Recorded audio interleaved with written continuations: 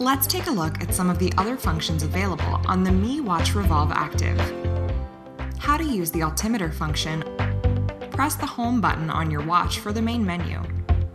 Select the altimeter icon. How to use the camera function on your Mi Watch Revolve Active. Open the Xiaomi Wear app and click on the Profile tab. Click on Additional Settings, select the camera function and turn it on. Press the home button on the watch for the main menu and select the camera icon. Music.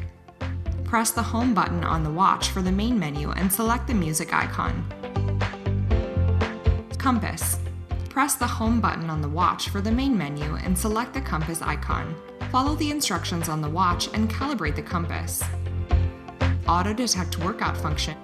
Press the home button on the watch for the main menu and select the settings icon. Scroll down to select the workout option.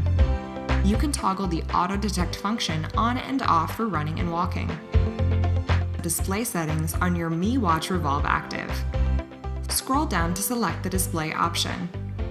You can now adjust the display settings as required. You can also swipe up on the home screen to quickly toggle the Do Not Disturb function on and off.